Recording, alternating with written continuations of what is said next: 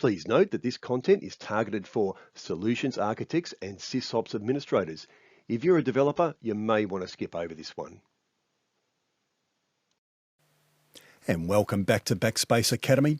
In this lab, we'll be implementing a network load balancer, and we'll also be putting it in front of an auto-scaling group of EC2 instances.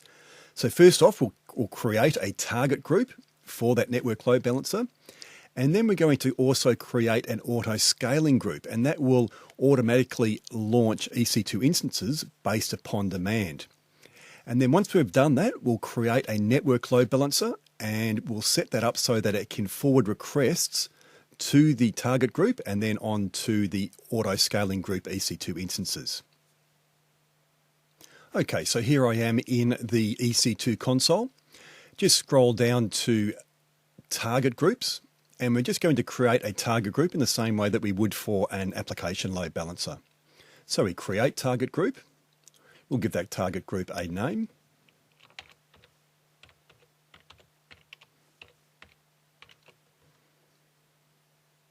And our protocol is going to be TCP, because a network load balancer cannot support HTTP or HTTPS. We'll leave port 80 as it is there, and we'll leave target type as instance, because we have a choice there of instance or IP, and we're going to be directing it to instances. And our health checks will also be on TCP as well. So we'll just create that target group now. Okay, so that's created that for us. Now what we'll do is we'll now create our auto-scaling group. So the first thing we need to do is we'll go and jump into launch configurations. So what a launch configuration is, it describes how our EC2 instances are to be launched, what AMI they're going to be using, what instance type, and all that sort of thing. Just the same as you would manually launch an EC2 instance, it will do that automatically for us. So we just click on create an auto-scaling group, and then we can create our launch configuration first. We're just going to use the Amazon Linux AMI. These servers are not going to be doing anything as such. We're just going to get them up and running and register them in this auto-scaling group. Okay, so we'll select a T2 micro. We'll give this a name. We'll leave everything there as it is, and we'll just go to add storage. We'll leave storage as it is. Now with our security group, we're going to create a new security group, but we need to add a rule to this one. So we need to have TCP traffic on port 80. And we'll just select anywhere for that.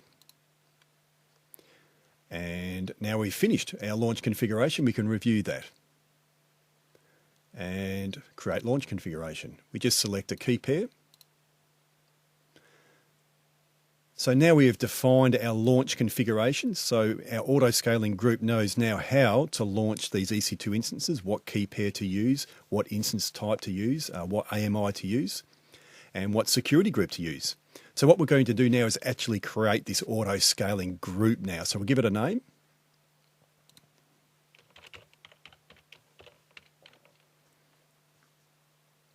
And we're going to start with one instance, that will be fine.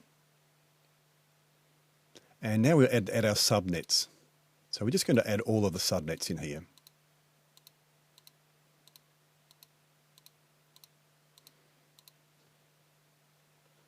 And we click on Advanced Details. And what we do is we're going to receive traffic from a load balancer. And our target group will be our network ELB target group that we created previously. And our health check type will be from the Elastic Load Balancer, so we select that as well. And we leave the rest as it is, and we click Configure Scaling Policies. So now we're going to use a scaling policy to adjust the capacity of the group. So what a scaling policy is going to do for us is that as demand increases, our EC2 instances, then more of these EC2 instances will be launched, and as it goes down, it will scale in and reduce the number of EC2 instances. So the metric we're going to use for that will be the average CPU utilization, and we're going to scale between 1 and say 6 instances. And our target value, we're going to put in there 50%, which will be 50% utilization is what we want all of our EC2 instances to be around. And we're going to give it 300 seconds or 5 minutes to warm up after a scaling event has occurred. Now we can just jump now to review and create auto scaling group. And that's successfully created that for us. Okay, so now we can see we've got our group ELB, the name for our auto scaling group, and it's using the launch ELB launch configuration that we named launch ELB to launch EC2 instances. So we've got here our desired is 1, our minimum and maximum that we're going to have available depending on what the demand is 6, up to 6.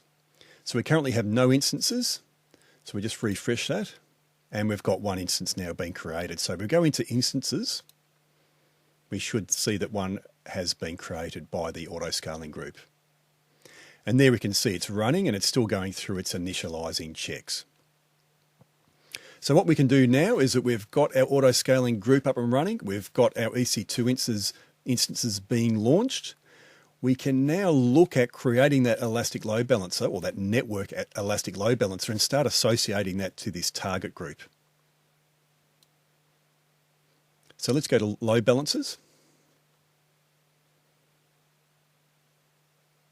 and create a load balancer. And this time we're going to just select the network load balancer. And we'll give our load balancer a name. We'll leave it as internet facing, and we can see there we've got our listeners. So TCP, so it's receiving traffic on port 80, and that's TCP traffic only. And we can see there that is all that is available for us. A network load balancer doesn't do HTTP or HTTPS. And the availability zones, I'm going to select all of those availability zones. And next. And now is where we select our target group that we're going to be directing our request to. So it won't be a new target group, it will be our existing target group, and that is our network ELB that we created previously, and that will be forwarding it over on TCP on port 80. And our health checks again will be on TCP as well. So next we register targets. Now there is already a target registered there. So the auto scaling group already created this instance for us, and that was already inside that target group because we've associated the auto scaling group with this target group already. So there we have an instance ready to go. We can review this and we can create it. And that's finished. Okay, so let's have a look at what's going on here. So we've got our net ELB load balancer that we created, and here's a description of it. And it's got its availability zones there. It's a network elastic load balancer. And if we click on listeners, we can see there that we've got a listener on port 80 for TCP, and all requests are going to be forwarded to the network ELB target group. So if we click on that network ELB target group, we can have a look and see how that works.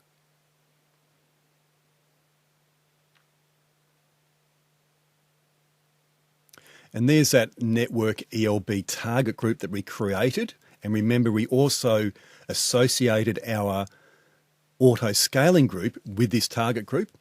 And so if we look at the targets here, we should see a target in there. And we can see there we've got a registered target. So it has been, the auto scaling group has automatically created an EC2 instance, and it is automatically registered that instance with this target group.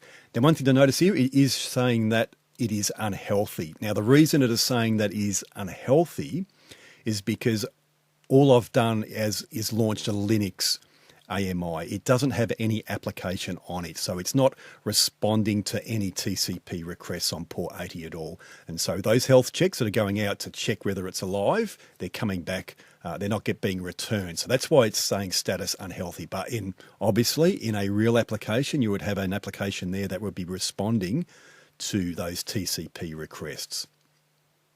Okay, so now that we've finished the lab, we need to clean it all up to make sure that we don't get a bill at the end of the month. So we work backwards. So the first thing we need to remove will be the load balancer. So we just select that and then delete that. And that's gone quick as that. The next thing we need to remove will be the auto scaling group.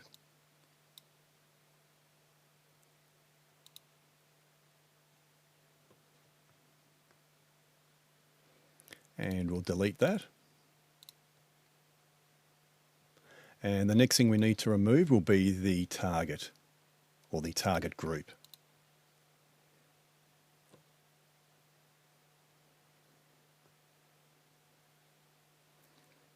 And we'll delete that. So we'll just go and check that those instances are starting to terminate. And it still hasn't quite kicked in yet.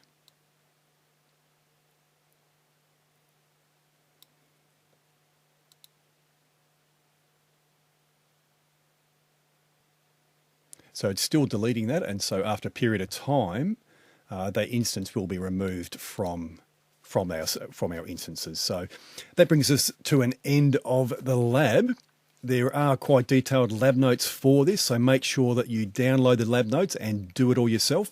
Once you've done that, I'll see you in the next lecture.